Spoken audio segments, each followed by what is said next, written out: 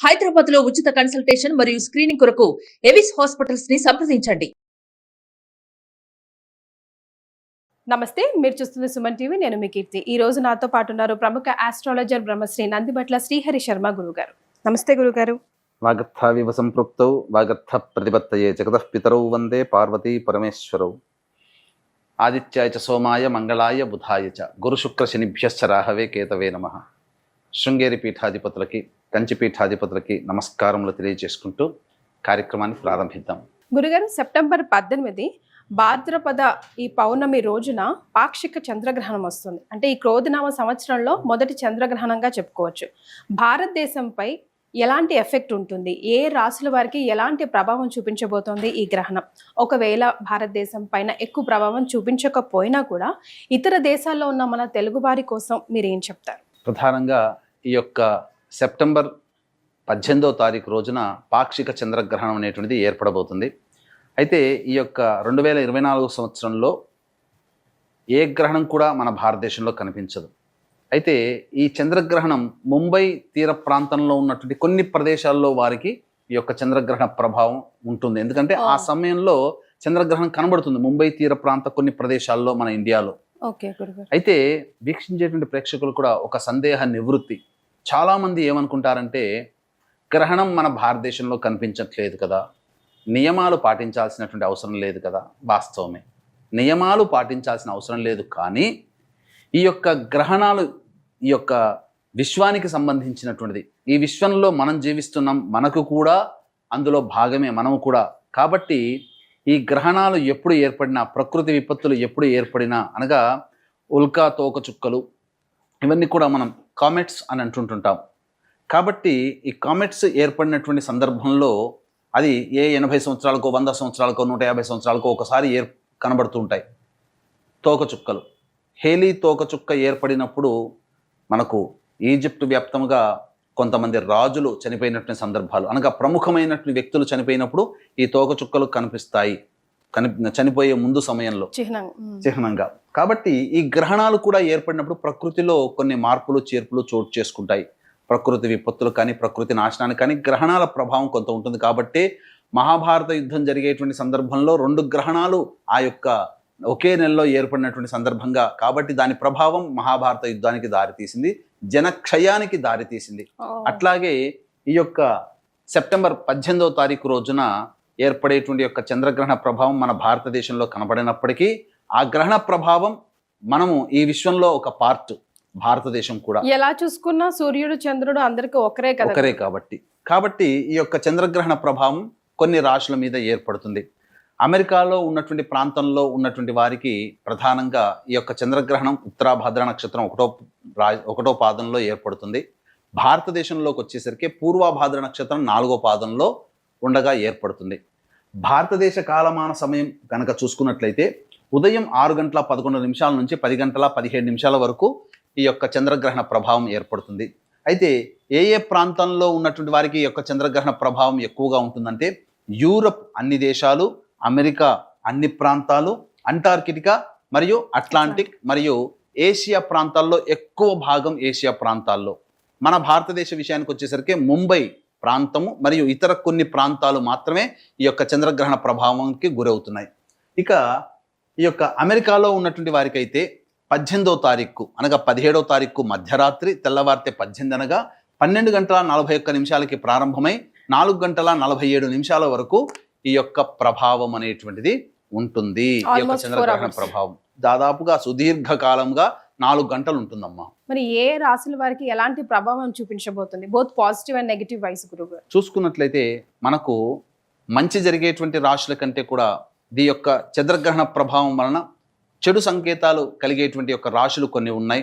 అందున చూసుకున్నట్లయితే కుంభరాశి, మీనరాశి, మేషరాశి, మిథున రాశి, కర్కాటక రాశి, కన్యా రాశి, వృశ్చిక రాశిలో జన్మించినటువంటి వారికి ప్రధానముగా ఈ యొక్క గ్రహణ దోష ప్రభావం ఉంటుంది. ఇక మిగిలినటువంటి రాశుల వారికి అయితే, అనగా వృషభ రాశి, సింహరాశి, తులారాశి, ధనుస్సు రాశి, మకర రాశి, ఈ రాశిలో జన్మించినటువంటి వారికి కొన్ని పాజిటివ్ సైన్స్ అనేటువంటివి ఈ యొక్క గ్రహణం తర్వాత ఏర్పడబోతున్నాయి. కాబట్టి ప్రధానంగా నియమాలు పాటించాల్సిన అవసరం. నియమాలు అంటే ఏంటి? ఇల్లు శుద్ధి చేసుకోవడము, అలాగే గ్రహణం సంభవించే సమయానికి ముందు 2-3 గంటల ముందు ఎటువంటి భోజన పదార్థాలు తీసుకోకపోవడం, అలాగే గర్భిణీ స్త్రీలు చూడకపోవడము, అలాగే పసిపిల్లలకి మరియు వృద్ధులకి ఎటువంటి నియమాలు దీనికి సంబంధించినట్టు గ్రహణ సందర్భంగా పాటించాల్సిన అవసరం లేదు. కానీ ఈ యొక్క గ్రహణ సందర్భంగా నియమాలు పాటించాల్సినటువంటి రాశులు ఆయా ప్రాంతాలలో గ్రహణం ఏర్పడినప్పుడు ఆ గ్రహణం అనేటువంటిది ఆ ప్రాంతాల్లో విజిబుల్గా కనిపించినప్పుడు నియమాలు పాటించాలి.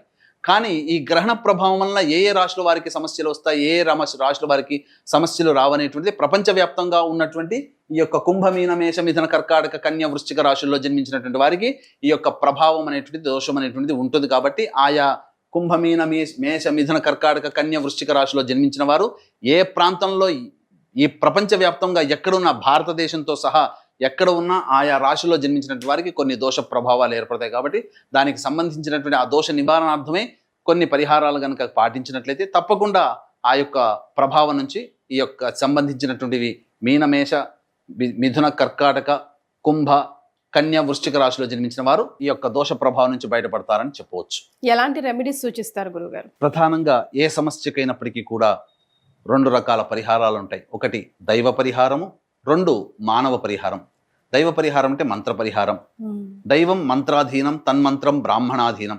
కాబట్టి ఈ కుంభమీన మేష మిథున కర్కాటక కన్య వృశ్చిక రాశిలో జన్మించినటువంటి వారికి సెప్టెంబర్ 18వ తారీఖు రోజున పౌర్ణమి ఉంటుంది. కాబట్టి మా పీఠం ఆధ్వర్యంలో ఈ యొక్క చంద్రగ్రహణ దోష నివారణ కార్యక్రమాలు అనేటువంటివి జరిపించడం జరుగుతుంది.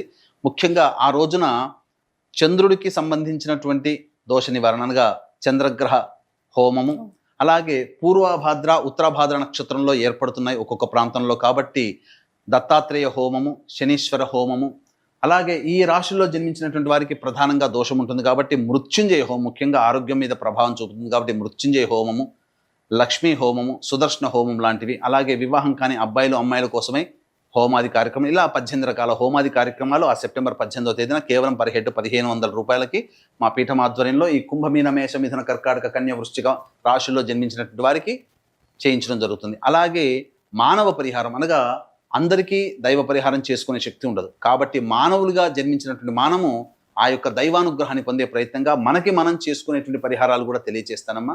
కాబట్టి ఆ యొక్క భారతదేశంలో ఉన్నటువంటి వారు ఈ యొక్క చెప్పినటువంటి రాశుల్లో జన్మించినటువంటి వారు ఉదయం 6:11 నుంచి 10:17 వరకు ఉంటుంది. కాబట్టి ఆ సమయంలో ఇష్టదేవత ఆరాధన అనగా స్నానకృత్యాదులు 6 గంటలకల్లా తీర్చుకొని చక్కగా ఆ యొక్క ఇష్టదేవత ఆరాధన అంటే ఏదైనా ఒక దేవత ఆరాధన, విష్ణు సహస్రనామము, లలితా సహస్రనామము, శివ సహస్రనామము, గణపతి సహస్రనామము, దుర్గా సహస్రనామం, ఇలా ఏ విధంగానైనా మీకు ఇష్టదేవత ఎవరుంటే ఆ దేవతకు సంబంధించిన సహస్రనామ పారాయణం చేయడం.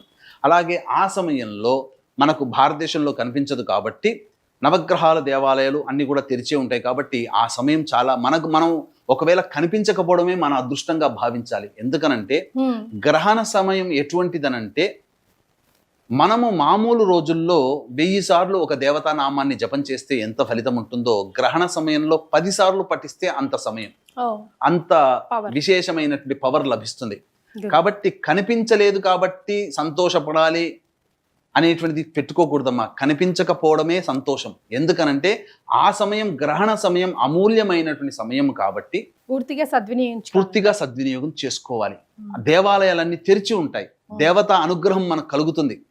కాబట్టి నవగ్రహ దేవాలయానికల్లా 6:30 కల్లా చేరుకొని నవగ్రహాల చుట్టూ శివాయ నమః అంటూ 27 ప్రదక్షిణలు చేసి, శనికి సంబంధించినటువంటి నక్షత్రంలో కూడా ఏర్పడుతుంది, గురువుకు సంబంధించినటువంటి నక్షత్రంలో కూడా ఏర్పడుతుంది. కాబట్టి ఏకకాలములో నవగ్రహాల్లో శనికి సంబంధించి శివాయ నమః అంటూ 27 ప్రదక్షిణలు చేసి శనిదేవుడి దగ్గర అభిముఖంగా నిలుచుని నువ్వుల నూనెతో దీపారాధన చేసి శనికి తైలాభిషేకం జరిపించండి. శివాయ నమః అంటూ తైలాభిషేకం చేసినా పర్వాలేదు, లేదా ఆ ఒక్క రోజున ఓం హ్రీం శనైశ్చరాయ నమః అంటూ మనసులో జపం చేసుకుంటూ ఆ యొక్క తైలాభిషేకం చేయాలి. తర్వాత ఆ యొక్క దేవాలయంలో అంటే శివాలయంలో పక్కనే శివాలయం కూడా ఉంటుంది కాబట్టి శివాలయంలో అభిషేకము అర్చనాది కార్యక్రమాలు జరిపించుకోవాలి.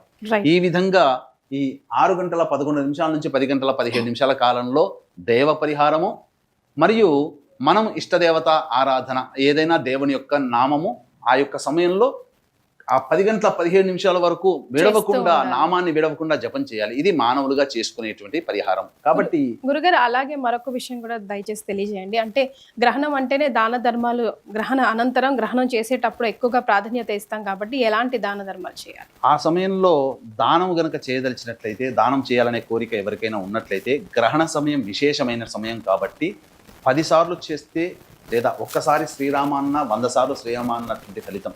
కాబట్టి ఆ సమయంలో చంద్రగ్రహణం కాబట్టి బియ్యము, వెండి చంద్రబింబము మరియు పూర్వభాద్ర ఉత్తరభాద్ర నక్షత్రంలో ఉన్నాయి కాబట్టి శనగలు, నల్ల నువ్వులు బ్రాహ్మడికి దానం చేసి సంకల్పం చెప్పి బ్రాహ్మడికి దానం చేసినట్లయితే గ్రహణ దోషం, ఈ కుంభమీన మేష మిథున కర్కాటక కన్య వృశ్చిక రాశిలో జన్మించినట్టు వారికి గ్రహణ దోషం తొలగిపోతుంది. మళ్ళీ చెప్తున్నానండి, ఆ గ్రహణం మనకు కనిపించట్లేదు, గ్రహణ నియమాలు పాటించాల్సిన అవసరం లేదు. కానీ ఈ గ్రహణం ఈ రాశుల్లో జన్మించినటువంటి వాళ్ళకి గ్రహణ దోషం ఉంటుంది కాబట్టి ఆ దోష పరిహారంగా మీకు చెప్పినటువంటి విధంగా మీరు చేసుకోగలిగే పరిహారంలో దానములు చేయండి. లేదు మనకు సమయం లేదు, ఆ సమయంలో బిజీగా ఉంటామన్నప్పుడు మంత్ర పరిహారంలో భాగంగా ఈ కుంభమీన మేష మిథున కర్కాటక కన్య వృశ్చిక రాశిలో జన్మించినటువంటి వారికి గ్రహణ దోష పరిహారార్థమై 18 రకాల హోమాది కార్యక్రమాలు చేయించడం జరుగుతుంది. ఈ చెప్పినటువంటి రాశులే వారికే కాకుండా ఆ గ్రహణ సమయం అమూల్యమైనది కాబట్టి 12 రాశుల వారు కూడా ఈ యొక్క గ్రహణ సమయంలో వచ్చేటువంటి దైవిక శక్తిని మీరు పొందవచ్చు. ఆ విధంగా కార్యక్రమంలో నమోదు చేసుకోవచ్చు. కేవలం పర్ హెడ్ 1500 రూపాయలకే చేయించడం జరుగుతుంది. గురుగారు, ఇప్పటికే ప్రకృతి వైపరీత్యం మనం చూస్తా ఉన్నాము. మరి ఈ గ్రహణం ఎఫెక్ట్ వల్ల మరింత తీవ్రత దాల్చే అవకాశం ఏదైనా ఉందంటారా, లేకపోతే శాంతిస్తుందా? ఎందుకంటే అక్టోబర్ నెలలో కూడా మళ్ళీ గ్రహణం ఏర్పడుతుందమ్మా. సెప్టెంబర్లో 18వ తారీఖు నాడు చంద్రగ్రహణం, మళ్ళీ అక్టోబర్ నెలలో మళ్ళీ గ్రహణం ఏర్పడుతుంది. కాబట్టి ఒకే మాసములో 2 గ్రహణాలు ఏర్పడుతున్నాయి. కాబట్టి దీని ప్రభావం ఖచ్చితంగా ఆయా దేశాలు, ఏ దేశంలోనైతే కనబడుతుందో ఆ దేశాల్లో ఉంటుంది. కాబట్టి కామన్ గా మనం గమనించుకున్నట్లయితే సెప్టెంబర్ మాసంలో మరియు అక్టోబర్ మాసంలో ఏర్పడేటువంటి గ్రహణాల్లో కామన్ గా ఎఫెక్ట్ అయ్యేటువంటి దేశము అమెరికా దేశము. కాబట్టి గ్రహణాలు 2 గ్రహణాలు అమెరికాలో విజిబుల్ గా కనబడుతున్నాయి. కాబట్టి అమెరికా ప్రాంతం మోస్ట్ ఎఫెక్ట్ కంట్రీగా సంభవించే సమయం ఆసన్నమవుతుందని చెప్పవచ్చు. రైట్ గురుగారు, చాలా సంతోషం అండి, ధన్యవాదాలు. సర్వం శ్రీ ఉమామహేశ్వర పరబ్రహ్మార్పణమస్తు.